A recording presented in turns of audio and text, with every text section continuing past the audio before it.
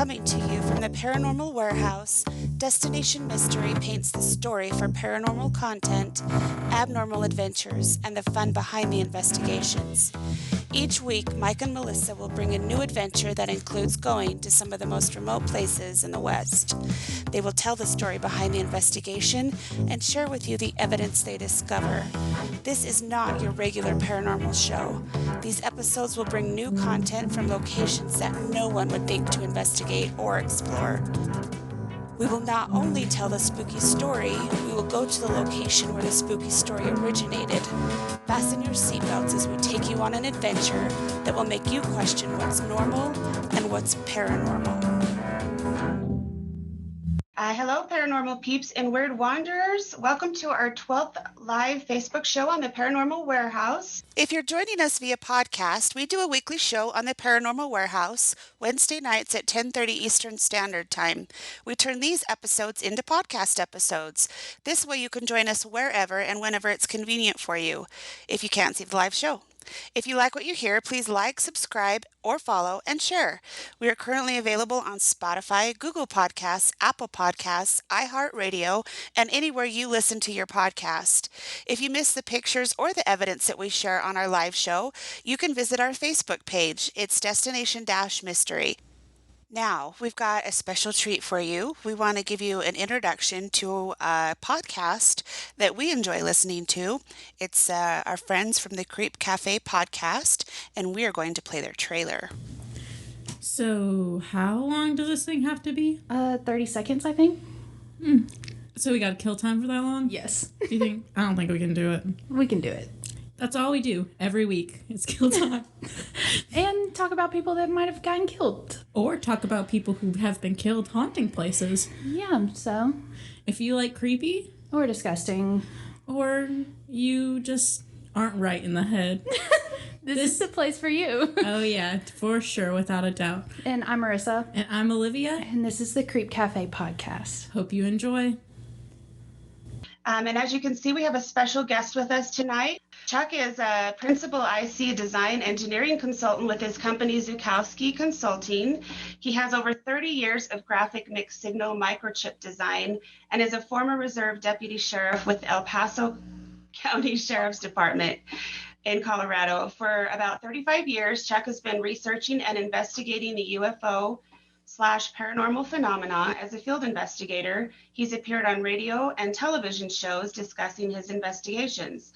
Chuck approaches every investigation from a skeptical point of view, looking for any known possibility before claiming otherwise. He also implements innovative field experiments from time to time to enhance his investigations, looking for new evidence.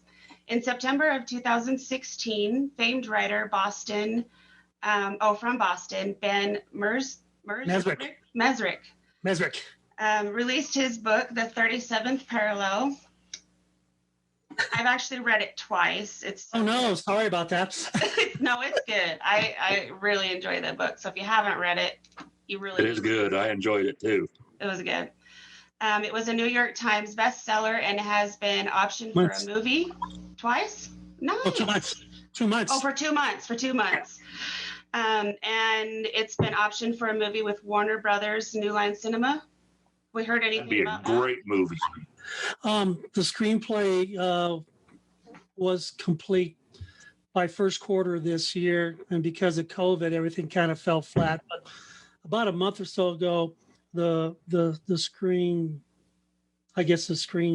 writer or the script writer contacted me and said they're starting to get a little bit of interest from a couple of actors.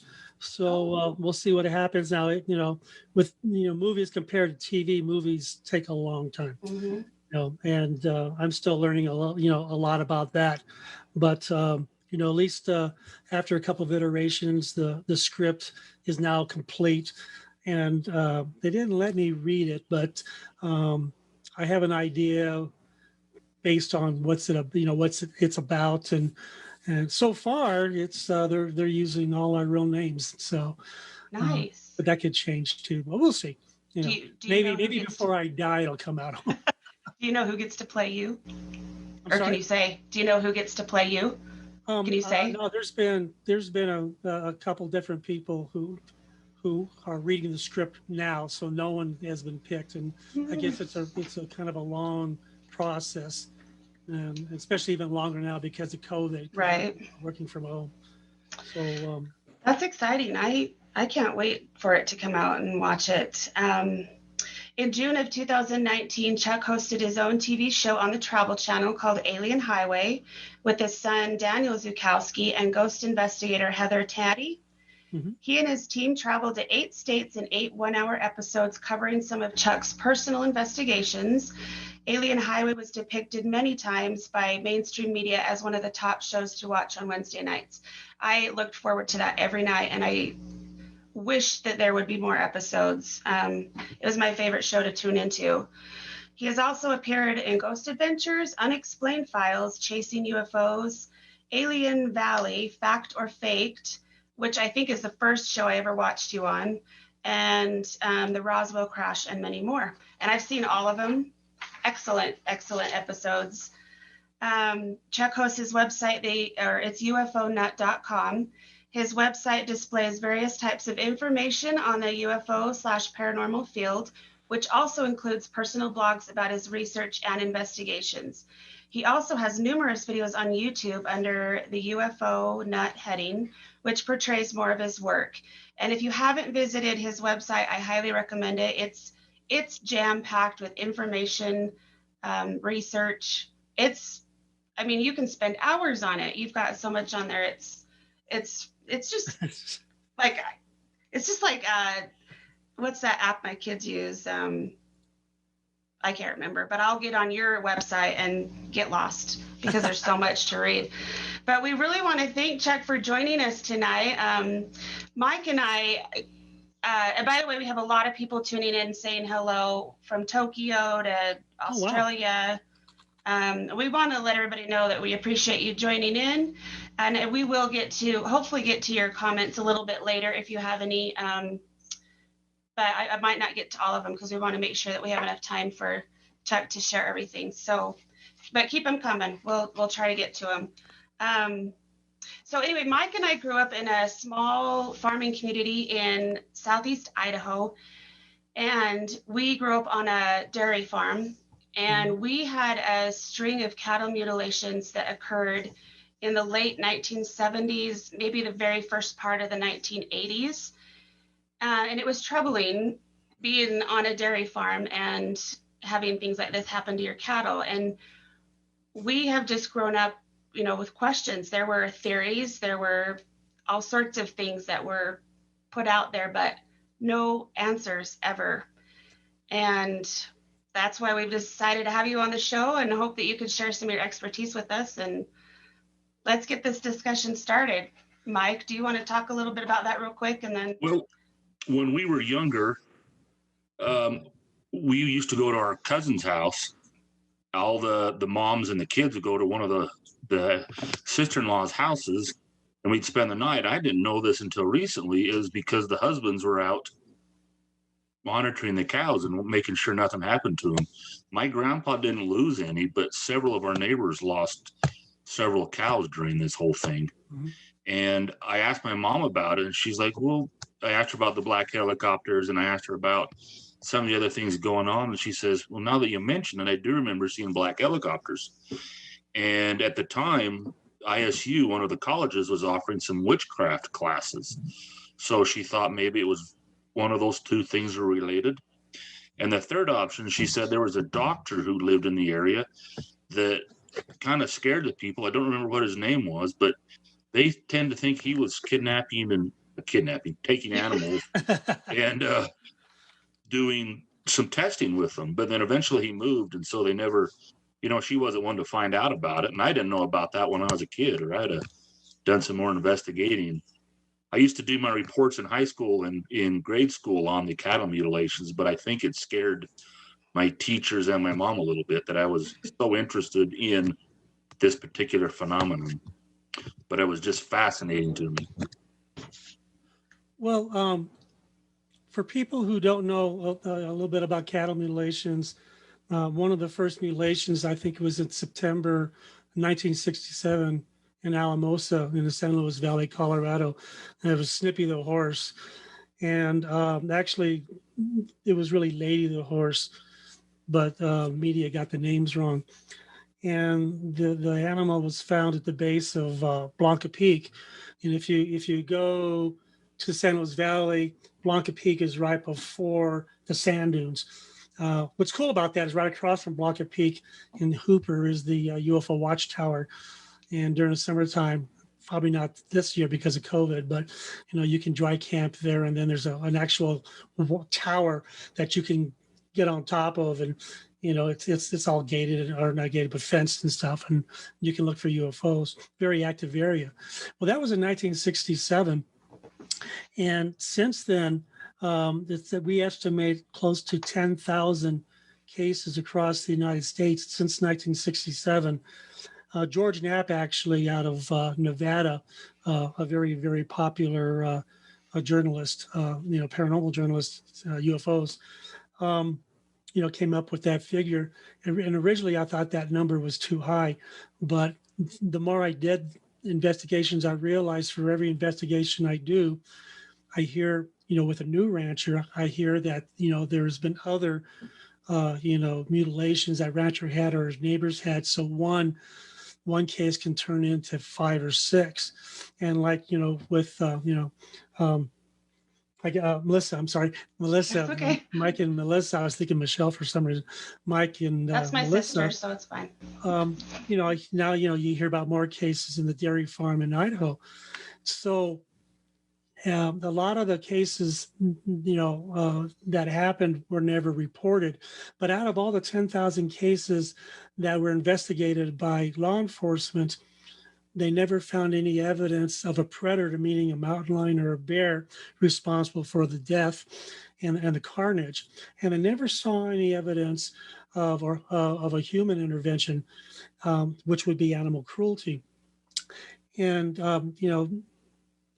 like Melissa mentioned earlier before, I was a volunteer deputy for 8 years out here in Colorado, and so I learned a lot about investigating crimes and stuff. Just because deputies, as opposed to city cops, a deputy can actually investigate the crime scene themselves and then bring in a detective afterwards. So I learned a lot, and the main thing that I learned was there's just books and books and libraries full of books, it's been going on for the past 100 years of how to solve homicides, human, homicides and crimes involving humans.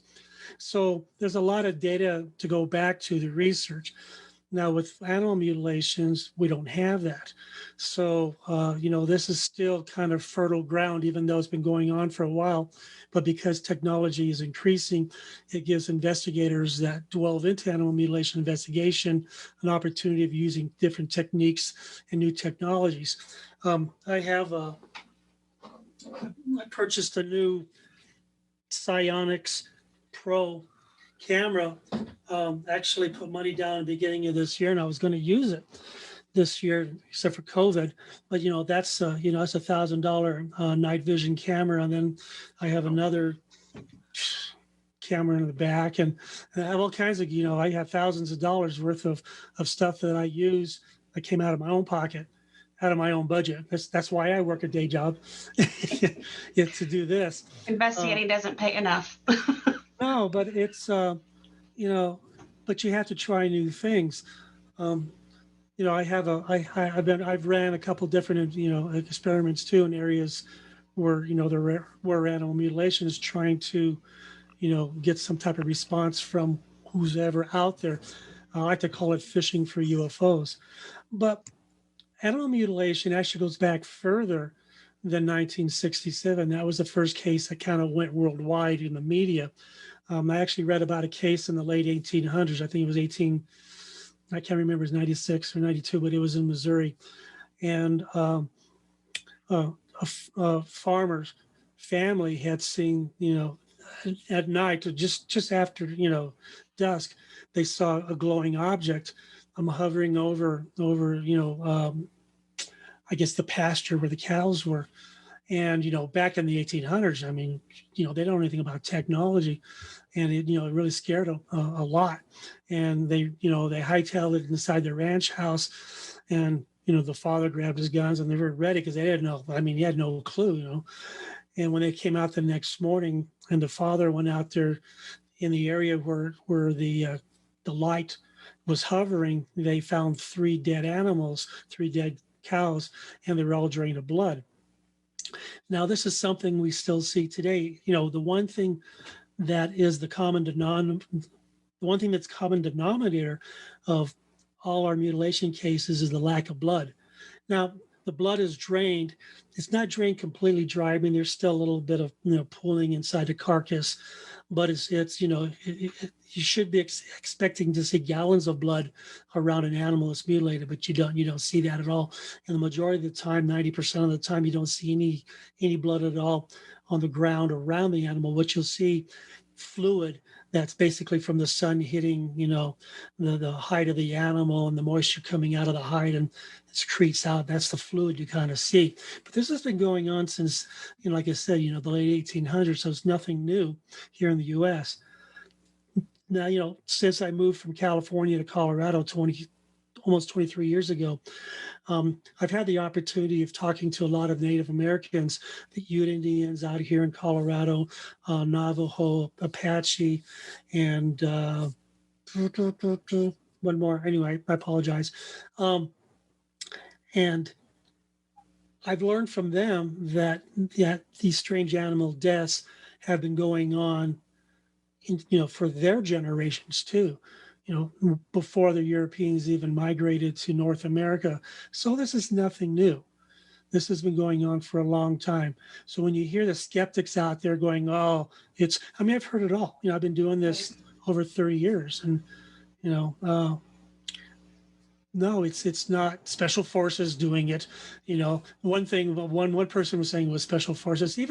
Even Christopher O'Brien, who wrote a couple of books on mutilation cases here in Colorado before he moved away from Colorado, he lectures that it's all government, intervention, and it's absolutely not. It's we've never ever found any evidence of human intervention. Now, we know that there's no human intervention because humans aren't perfect, right? And we're not perfect at all. We make mistakes. That's why we're able to catch criminals. That committed crimes, majority of criminals were able to catch within a certain time period, because every criminal case that happens, evidence is left there. Now, like I said earlier, there's realms and just tons and tons of books of how to investigate crimes and how to look for evidence. It's kind of hard for animal mutilations and the paranormal, but we know evidence is there. My job is to figure out what evidence it is and how to find it, and how to or randomly look for evidence using different methods, hoping to find some evidence and then tie it in from there. But like I said, this has been going on for a while. We have a question from Gerald, I hope I said that right, asking, have you ever checked for the carcasses for radiation? Oh, absolutely. Absolutely. Matter of fact, let me see if I can share my screen here. And then another person is asking, so the cattle mutilations are still happening, question mark? Oh, yeah. Matter of fact, let me see if I can get this thing to, okay, it's not moving. We can see it moving. Oh, okay. So basically, I'm going to answer that question real quick. That yes, animal mutilations are still occurring. Matter of fact, I'm being, I just sent out an email today to a state director of MUFON in another state, and I'm trying to get a hold of this person because there's been mutilations in that state this year, and there's also been mutilations in Oregon this year, also. So yeah, it's still going on. Now, this slide, you can see this slide basically tells you, what makes an animal mutilation an actual animal mutilation, and you can read that for yourself. So I won't read it, but let's go back to that other question about radiation. Now, in the investigation techniques, And I've added some since this slide. But the second thing you can see right from the get-go is a radiation check of animals in the surrounding area. So I do have a digital Geiger counter that I check. The first thing is you interview the rancher and the workers and anybody that are associated or to that mutilation. Then you check for radiation because you want to be able to protect yourself and your team from any type of radiation. Then you also want to check for high EMF or electromagnetic fields because that can also cause illnesses in people. And I have found in a couple of cases where the animals had high EMF on them. And then you can kind of see from there pictures taken and all kinds of stuff. And what I do, and what I've always done from the very beginning compared to, well, actually what I've done even before I was a deputy was I use a clipboard with a, paper on it, and I actually draw an outline of the animal, the crime scene and where the carnage is, the measurement of the animal, the direction the animal is lying in, the GPS coordinates of the animal, and all kinds of stuff. I'll take soil samples if there's we could talk about that in a little bit, but if the animal's lying in a crop circle type ring, I'll take soil samples from inside the ring and outside the ring, vegetation samples, and all kinds of other stuff. Let me go back to stop sharing here. Oh, am I back? Yeah. and so yes, I do from the very get-go. We do, me and my team, but basically it's been me most of the time, is I'll check radiation first to make sure that not only am I safe, but is a rancher safe too from anything that might have high levels of radiation. And no, from all the cases that I've done, I've never picked up anything, any type of high readings on radiation. There was one case in Trinidad where I picked up a little bit more that was ambient, and I contacted Boulder. There's in Boulder, Colorado. There's this geological site there that I contacted, and they said that's okay because that particular area there's uranium deposits, so you're going to pick up a little bit. So I kind of stay in touch with with anybody who knows about high EMF and radiation stuff. If I pick up high levels, to find out whether or not the rancher is in danger. Interesting. Is there parts of the body that absorb radiation more than others, and is that why they're being harvested? No, it's really interesting. Out of all the cases that I've done now, I've had multiple cases. Let me see if I can get this again here. I'm just trying moving some things around. I'm gonna go back to the slide real quick and kind of show you some of the things that I apologize for this. I'm not. That's okay. I'm getting used to Zoom, so so we'll go to the current slide. Come on, go. Okay, now you can see it, right? Yeah, we can see it. Okay, so let me just run through here. Some of the mutilations, and I just picked 2009. We had a rash of mutilations in Colorado. This one, I'm going to go back one more. This was, the Duran case, and Rancher Duran, not only had a mutilation. The mutilation, if you look at that cow, it's lying in part of the Purgatory River, and if you look real close at the legs, it's lying in mud. And the one thing about mutilation cases is the animal is just laying there. It was placed there. It didn't die there. It was, physically placed there, because if it died, it shows signs of it struggling, and there's never, ever any signs of it struggling. So the animal is picked up on location A, wherever it's at, taken to a location B where the mutilation takes place, and it's brought back to location C, which is near location A. Now, this particular case, this animal, which you don't see, if you look at the bottom picture, it's lying at a bottom of a hill. And if the animal had fallen down the hill dead into the water, there would have been all kinds of evidence of trees, branches breaking, all kinds of stuff, because it's a 1,200-pound animal, or 1,000-pound animal, and but we don't see that. but that's the last place that the rancher had seen it, was on top of this hill. And the next day, the animal was found there. This was a Miller investigation in 2009, where now you have different cases of how animals are dead. This particular one, the tongue was cut out and the ears were cut off. But look at the bottom picture. It was completely removed of everything. And that's only happened a few cases. I had another case where that happened, where the skeleton was laying next to the skin. It was laid out. I kid you not. Whoever did it laid out the skin, flat next to the skeleton. And there was no blood, no anything. And then on the hide itself, where it was pulled down from the head, there was a hole on each side. And so that was, so some of these cases are really unique. This Garand mutilation case, the milk sac was removed. Now, what's interesting about this case, the tongue was still there. You can see it in the top picture, but the milk sac. Now look at the ground around. You can see where I was talking about where the anal area is. You can see some discoloration of the ground. That's usually from the fluids oozing out, but not blood. Now look at the milk sac. You would expect, for the amount of blood in that animal, the ground would be completely covered. Now, what's interesting about this particular animal was that animal had given birth the previous day, and or sometime within the evening had given birth, and the calf was laying about 50, 60 yards alive from this animal.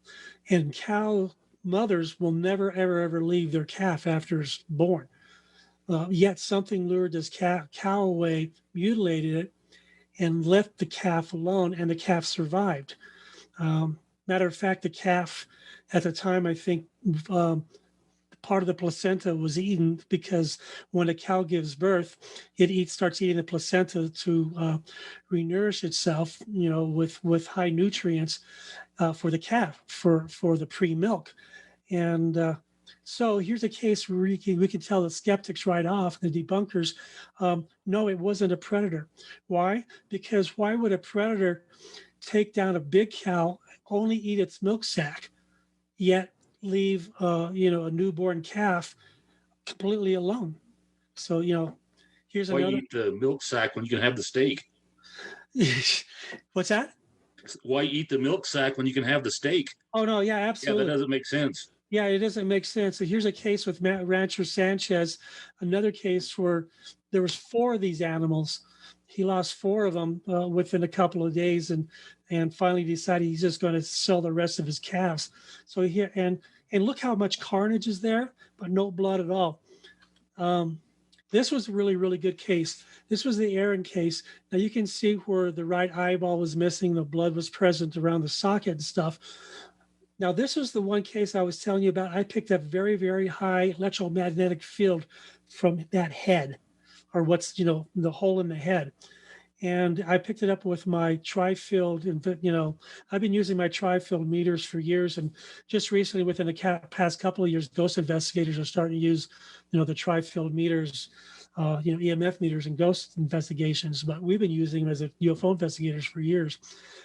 And I purchased mine a few years ago from Alpha Labs, and I contacted Alpha Labs, and I happened to talk to one of the engineers who designed it, and I said, why would I be reading high levels of EMF? No, I was reading over 100 microteslas.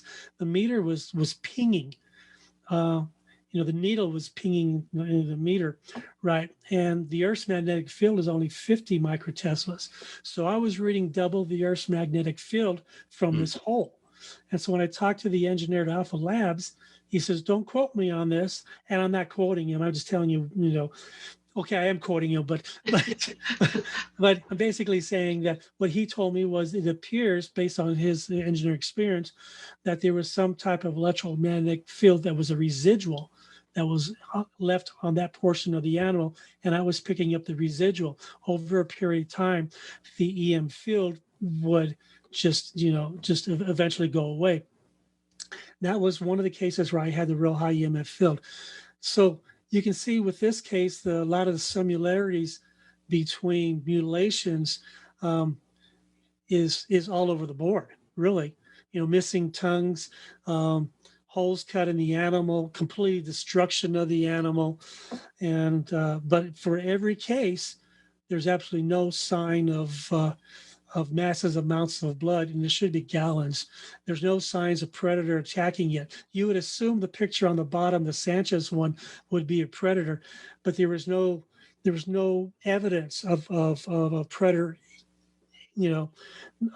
at that animal. Now, the other thing about this that you don't know about is Manuel Sanchez. I've investigated a few mutilations from Manuel Sanchez. This was one of the later ones that I investigated. So he's had a rash of them. So is Miller.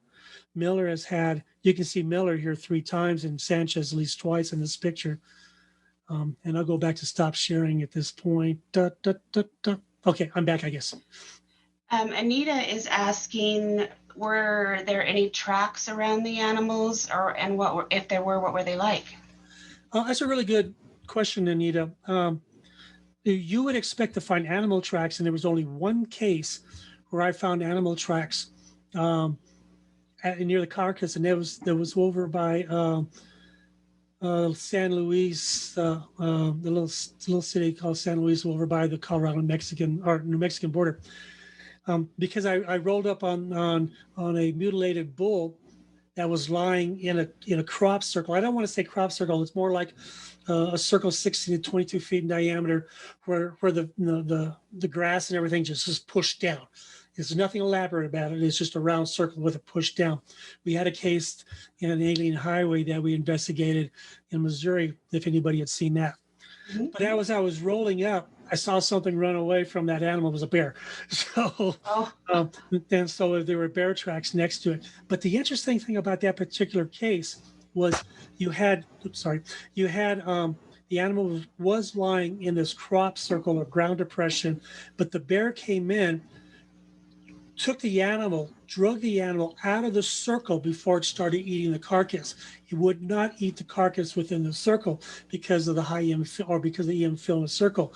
And I've seen that one other time in Missouri where there was animal mutilation and there was a ground depression, and the ground depression was near a corral, and when the rancher tried to get the animals back into the corral, they would walk around the circle rather than walk through the circle to get to the corral. And they actually at one point pushed down part of his corral fence trying to get away from the circle. So for some reason, cows can pick this up and other animals can pick it up. Dogs, they don't care. They'll lie right in it. So, it's dependent on the species. Now, Anita, there was one time where I mentioned earlier where we know that the animal is picked up from one location, taken to another location, the mutilation is done there, and it's brought back to a third location close to it. Manuel Sanchez, this is really interesting. I believe that that the ranchers themselves are being targeted. Their animals are being targeted. Whoever doing this likes the way the ranchers, are bringing up the cows or even the horses, because they're all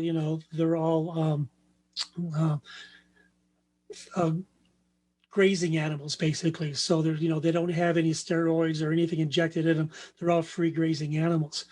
So there was Manuel Sanchez had moved his animal, his I don't know, I think he had a herd of like 60 or 70 in an area from near his house to another area that was a couple miles down the road. Now, what they do in certain places is ranchers will move their cows from pasture to pasture just to eat the vegetation to keep it from growing up.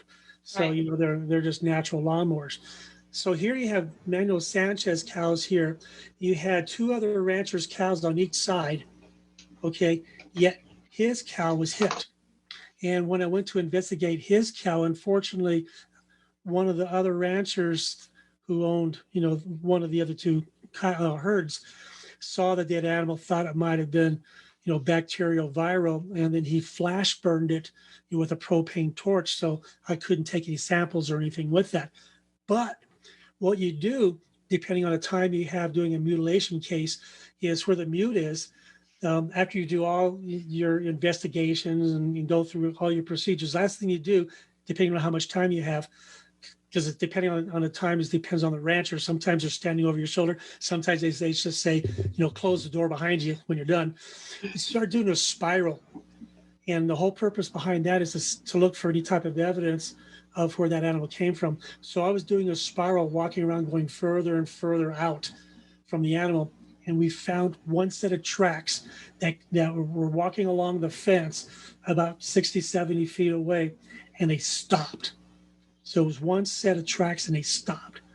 And unless that cow walked backwards inside his tracks, or her tracks, that's where the animal was picked up. And we found it 60, 70 feet later, lying on the ground. So that was the one out of all the cases where I actually found tracks where the animal was before it was picked up. Gerald is asking, are there more females mutilated than males? Or yes. Yeah. And that's a good question. The reason for that is there's just a lot more of them, because generally you'll have stud bulls. And I've worked a couple of cases where the bulls, like the one I just talked about, where the stud bulls were killed. The problem with a stud bull is cows are well, there's a multiplying effect. So when a cow is raised to calf, and the calves are raised to calf, and those calves are raised to calf, so it multiplies. So when a rancher loses an animal, it's not just $500 or $400 out of his pocket. It's thousands and thousands of dollars out of his pocket because of all the calves that he lost. Now your stud bull is different. Now, when you buy a stud bull, they're $4,000 or $5,000 just to buy a stud bull. And now you have a stud bull. Sometimes the stud bulls are on loan, or sometimes you rent a stud bull. But if you lose a stud bull, you just lost the opportunity of increasing, the numbers of your herd. But there were cases, one in Georgia, here in Colorado, a couple of cases, I think one in South Dakota, where they were bulls. She's also asking, have you found cases where the animal was pregnant and then not pregnant afterwards? And do you think there's a correlation with them wanting the fetus, or whatever it is, wanting the fetuses or experimenting with that? Not really. I mean, the one case, the Gary case I showed you, they left the calf alone. There was another case where, and I was able to get to this animal within 24 hours.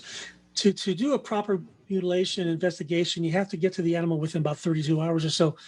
A little bit longer if it's around wintertime, a little bit less if it's hot in the middle of July, because the insects set in and kind of messing up your evidence. So ranchers, they know, they keep track and they tag the cows that are pregnant, and they count them every day, and they watch where they are, and they see what's going on with them, if they're healthy now, because that is their livelihood, those calves. So this was one of Rancher Miller's, and he came out to check on the cows early in the morning, dawn, and there's a cow in the middle of the pasture with the rest of the herd just crying, moo, moo, just making all kinds of noise. And it was pointing in another direction. It was pointing to another pasture. And the rancher goes, oh, what's going on? So he walks out to the cow and he looks, and the cow's looking off in a distance, and he could see something off in a distance. And so he started walking towards, what he could see off in the distance, which turned out to be a newborn calf, or the calf that, the cow had just had. But what was interesting was when he started walking towards the cow started following him. The cow was afraid to go to the calf, but waited till the rancher to show up and followed the rancher back to the calf, and the calf was lying there. And there was a hole about so big in the anal area of a calf. Now, coyotes, what they'll do is you'll have a pack of coyotes that will be near a pregnant mother as she's giving birth.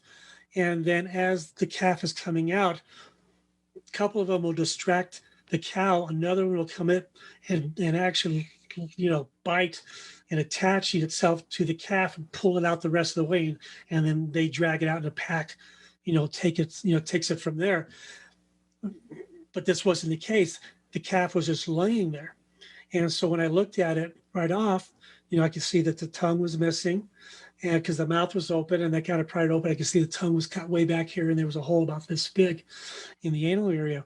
So I immediately loaded it in the back of my truck, and I drove from Trinidad, Colorado, past Denver to up basically over by Fort Collins and to the Colorado State University veterinary lab and dropped it off there. And probably about 12:30 in the morning of the next day because it was such a long drive. And then I found out when they did a necropsy on it that it appeared that the majority of organs inside of the animal were pulled out of the hole, out of the anal hole of the animal. And the heart was still there, but the heart was collapsed. And the tongue was missing, and the tongue was cut way, way back. And I asked the vet, I said, have you ever seen anything like that? Is this anything common? He goes, absolutely, this is the first time I've seen this. This is strictly unusual. And I can go in further about, Colorado State University with, the relationship I had with them while all this was going on. Because I actually did some lectures down there to teach the doctors what I was looking, for and why I was doing mutilation cases. And then they in turn invited me to do a necropsy on a horse in their lab to teach me a little bit about horses and cows and what to expect between an animal dying of natural causes and non-natural causes. But when I did a necropsy on the horse, the heart was not collapsed. And that generally that's not the case. The only way the heart can collapse is if it bleeds out. Now there was no blood around that calf, which means the animal was picked up, bled out, if mutilation took place, and then placed back there. I think I actually already answered. We is just have there a question. Any evidence of? Can you hear me? Yes. Yeah. Yep. Is there any evidence of wild animals versus domestic animals being mutilated? Yeah, absolutely. I've investigated horses. Matter of fact, one of the first Miller cases, a week before Miller's cow was mutilated, a rancher lost his ranch dog. And we only found out about it because he came over and talked to me because he found out that I was investigating the strange animal death. And his ranch dog, they found him was lying on the back porch, back door porch of the ranch house, and all four paws were missing, and the tongue was missing, and there was no blood anywhere. It was just laying there. Now with what about like elk or moose? Yep, yeah. So a couple of years back, I did an investigation of some elk in New Mexico. Last year, we did an investigation for Alien Highway, Colorado, animal mutilations and stuff. That was one episode.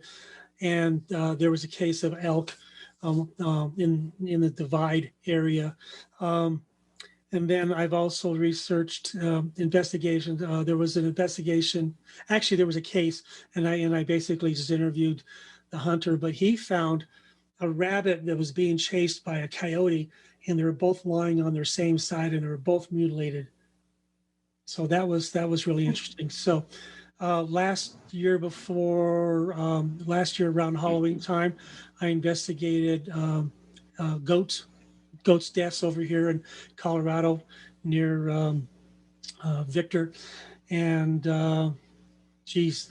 goats, pigs, over cows, horses, over in Westcliff, or not Westcliff, was it Westcliff? Yeah, Westcliff.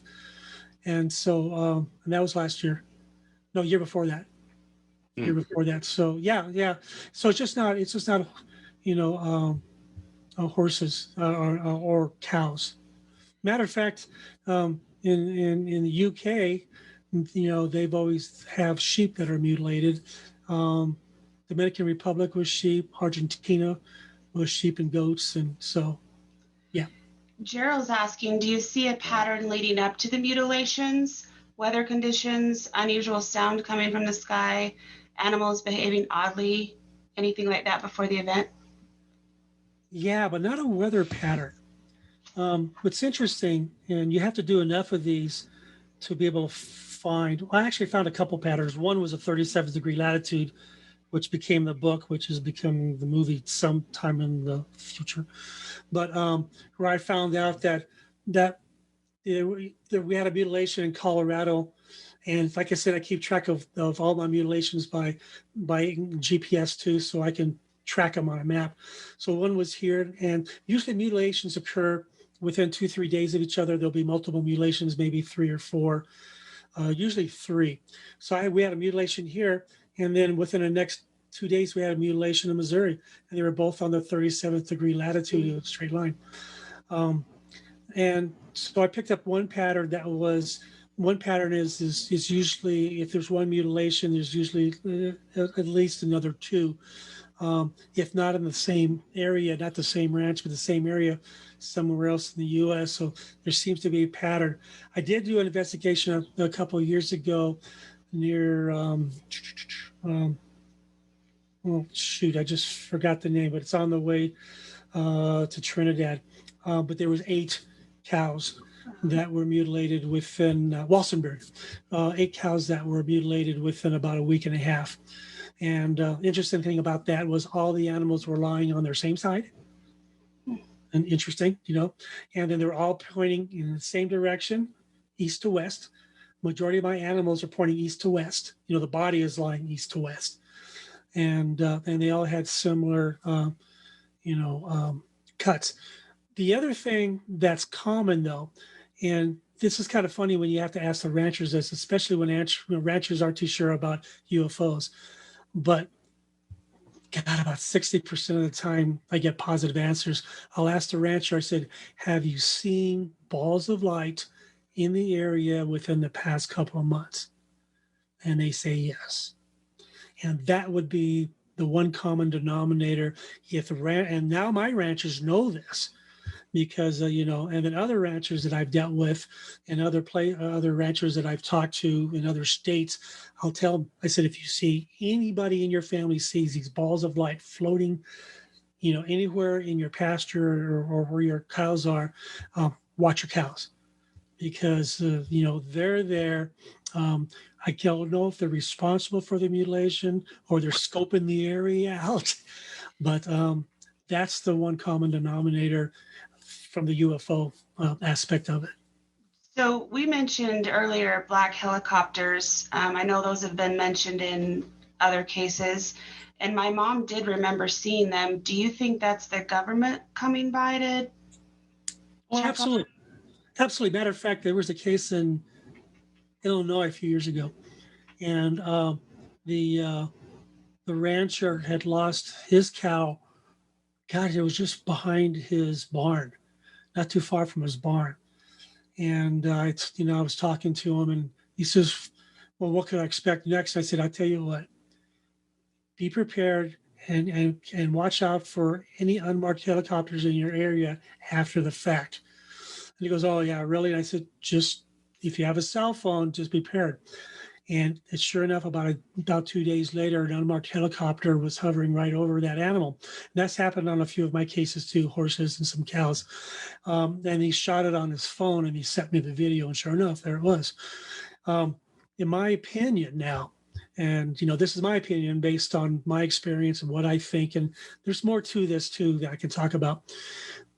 Somebody within the government or the military, they're running their own investigations. So, they're not tracking the mutes as they happen. They're tracking the mutes as if I do them and I release them or they're on the press or something, and then they go to the area. Now, where the 8 cows that I investigated in Walsenburg was really interesting.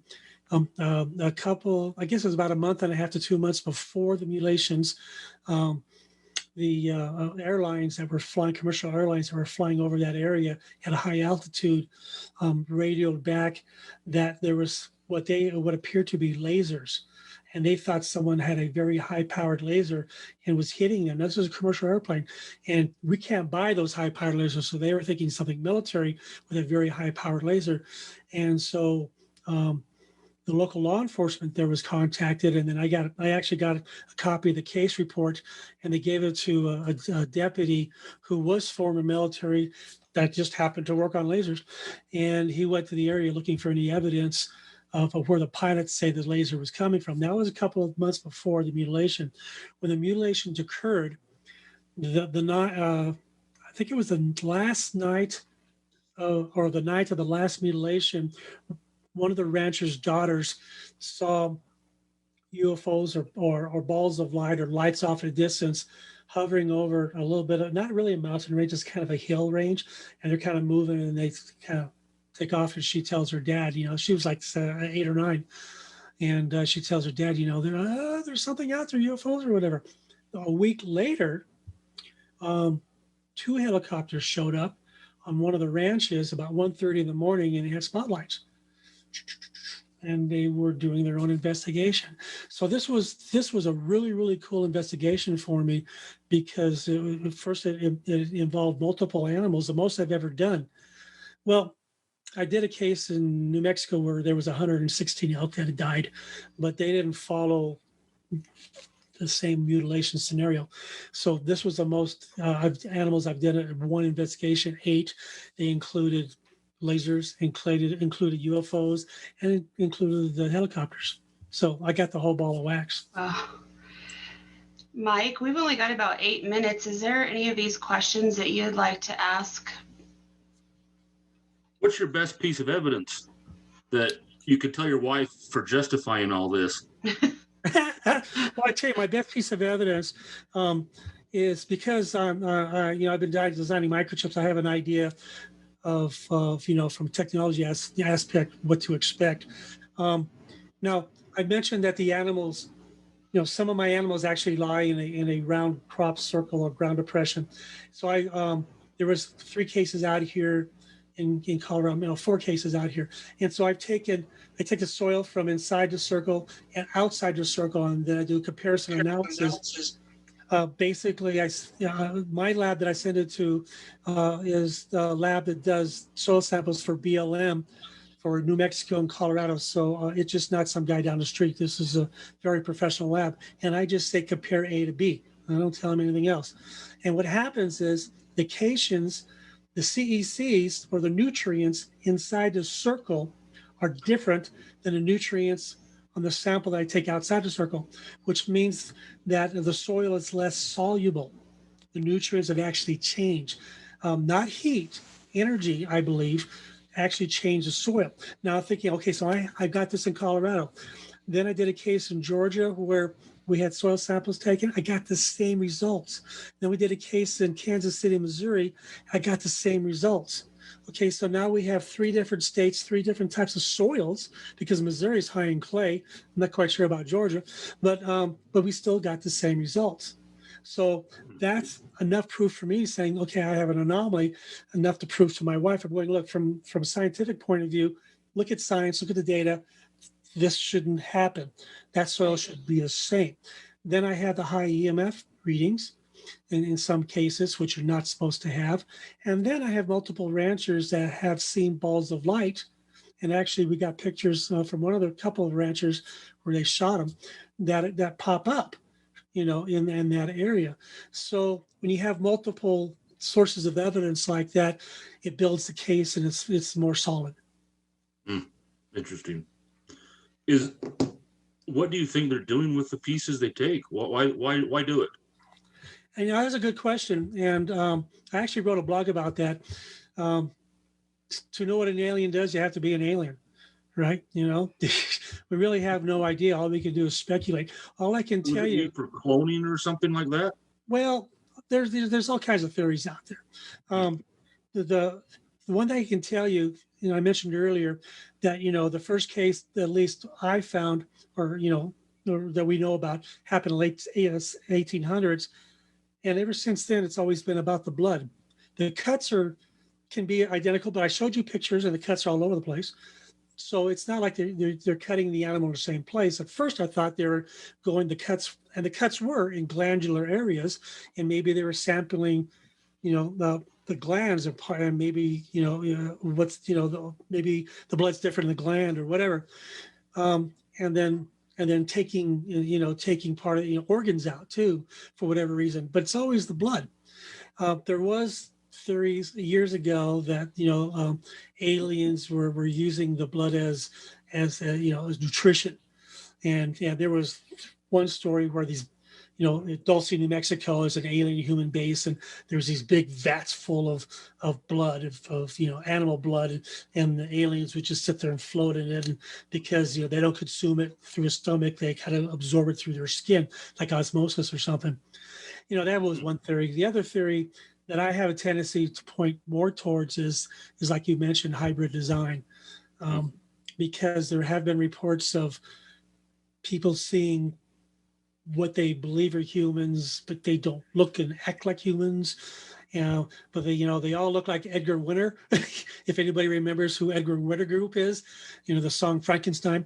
He's an albino and with white hair. They kind of look like that, except for the eyes are dark blue. And I actually ran into a couple of those guys a few years ago in Denver when I was doing an investigation. That's a whole other story. But Wow. so possible hybrid. Some people seem to think that that who's ever doing it is environmental, because cows eat grass and stuff, and they're checking the environment and seeing how that's going. I can tell you for sure. I captured a ball of light in Missouri, in Marley Woods, Missouri. And then I went back to Missouri because my sister lives there. I did another investigation where the ball of light comes out of these woods, and sometimes it's one or two lights, sometimes it's a whole stadium of lights. And then so my theory was, well, whoever they are, whatever they are, they're looking at the environment. So I'm going, I'm going to change the environment. So there's this field where the cattle are, right at the edge of the forest where the Marley Woods are, the woods. So what I did was I used television degaussers or electromagnets, and I created an artificial magnetic field in this area where cattle graze. And I had cameras set up, and for a quick second, a light came up, blinked, and went away. So that proved my theory. I changed the environment. A light popped up, and I got it on video. The light popped up real quick to see, what happened, why the environment changed, and it went away. And so I'm going, so that's, I think that's what they're doing based on my own investigations. We have a lot of questions coming through, but I think that they're common questions that you've answered. But this is one I've never thought of. Charles says, if aliens have left splintered type items in humans, have you ever found an unknown item in a mutilated cattle? No, I really haven't. First thing we were looking at in cases, with a lot of these cases I've done is, if the animal's cut right here, and if it's circular, I'll take like a pie cut, and then I take a few of those cuts and I send them in to the lab to have them analyzed. And the pie cut, my cut is the pie cut, and then the third part of the pie is the actual cut itself, the anomaly. And what we found, what the lab has found, is there's no hemorrhaging, which means the animal was not alive when it was cut, or else there would be hemorrhaging, there would be blood there. There's no high temperature, meaning it wasn't a laser that made the cut, or else it would cauterize, the skin or the hairs in there. I've had two different types of cuts. One cut was serrated, like a perfect jagged cut. And the other one, that was just one rare time, but most of them are very smooth, scalpel-like cuts, very, very, very smooth cuts. At no time, though, have we ever found any type of anomalies in the animal itself, other than, I can guarantee this. Here's something different, interesting. I got to tell you about this. Now, when you talk to investigators, they're going to say, well, the animal is taken and they're dropped, and the helicopters are dropping them down. And, oh, no, don't do that. A window popped up saying, I'm going to restart your computer. So that's not the case, because if you take an animal and you have a helicopter and you mutilate it, and the helicopter and drops it, what does that pen do? that pan moves when it hits the ground, right? The cow would bounce when it hits the ground. That's not the case. When we find these animals, they are there. And some of them are placed so hard, there's a crater in the ground. In other cases, the inside of the bones are broken. The rib cages was removed from the spine and the legs are broken, but there's no movement, which means a force, an energy force, my opinion, an energy force actually took this thing, right, and laid it down. Didn't drop it, right? Laid it down. And depending on the energy force, can crush the animal or not crush the animal. And then sometimes I can pick up that energy source if I get there fast enough with an EMF meter, because I'll get a little bit of an energy spike. So we're out of time, Mike. Is there anything else that you want to ask before we go? There's probably a lot of questions, but man, I could listen all day long. Me too. Well, my website's UFOnut.com. That's UFO Nut. The reason why it's UFO Nut is because when I started doing this 30-some years ago, people were calling me a nut. Instead of getting mad at them, I just decided to go with it. I got UFO Nut on my license plate, UFO Biker on my Harley, UFO Lab on the trailer. So I kind of roll with it. So just that UFOnut.com, and then on the upper part of the website, you'll see email, and you can just email me your questions, and I'll answer. I answer all my emails. Sweet. This book too has a lot of information if anybody has any other questions. Oh yeah, you can buy that from Amazon used now for like $4 or $5 or less than that. And I apologize for the ending. I didn't write the book. The book was written about me. But Ben Mesrick was having issues of how he wanted to end a book, and how do you end a book when there's no ending? Right. It's still going on. But he did something really, really creative where at the end of the book, you have to really read between the lines and understand what he did at the end, because he actually was referring to another person too that we couldn't refer to, a billionaire who since a year later came out public that was under contract with the Pentagon, and so, but we couldn't mention that at the time. Right. Is there anything else that you'd like to share with us, Chuck, before we sign off? Anything we should know? If anybody knows about any type of mutilation cases in their area, just drop me an email, let me know about it. Like I said, we've been tracking some and recently in Oregon, and then I don't know where this other one is. I sent the email out to find out where these other mutilations. We're just kind of keeping an eye on them. But not only that, but I do Bigfoot investigations and creature investigations and ghost investigations. So I'm kind of like all over the field. So if you have any questions that have to do with paranormal other than normal, just email me. Would you take us on one of your investigations? Any of them? Would I? Yeah. I would. I'm hesitant on cattle or animal mutilations, and the only reason why I'm hesitant, not with other people, not with other investigators, though, just because that's probably my most dangerous type of investigation, because you really, really don't know how the animal died. I've had some cases where the rancher touched the animal and lost the feeling in his arm for like a week. Really? It was all tingly, lost the feeling. Another case where a dog was biting on the animal and became extremely sick and almost died. So there are some cases like that. So I approach every one of my animal mutilation cases very cautiously, because you really don't know, how they actually died. Well, we're available anytime you want to take us with you. We've been around. The paranormal has been part of our lives since we were kids, but we're still learning. And we love to learn from the experts. So I'll tell you, it's something that I lecture about is when people ask me about it, I said, for every case I do, I learn something new. Yeah, I really do. And then that's true. It's the learning curve, has been going on and on and on, and that's what keeps me going, because I know I'm going to learn more. Do you have any pictures of the lights you could show us real quick? Any pictures of the what? The orbs, the orange orbs. Do you have any of those available? I don't. Or is it on your UFO Nut? Are they on that? Yeah, they're probably on UFO Nut. There are some pictures on that. Yeah, I got some on the camera and stuff. And actually, there was a I just released a blog, I don't know, a couple months ago. Let me see real quick. Anyway, it's about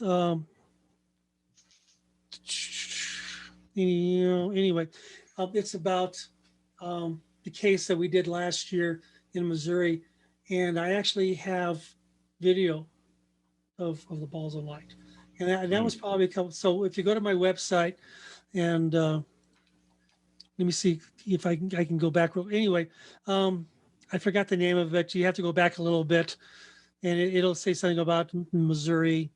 It says Skinwalker. Anyway, yeah, I think it goes back probably about 5 or 6 podcast or blogs back, but there's actually a video, and you'll be able to see. It's really cool because one of the videos I'm actually being interviewed.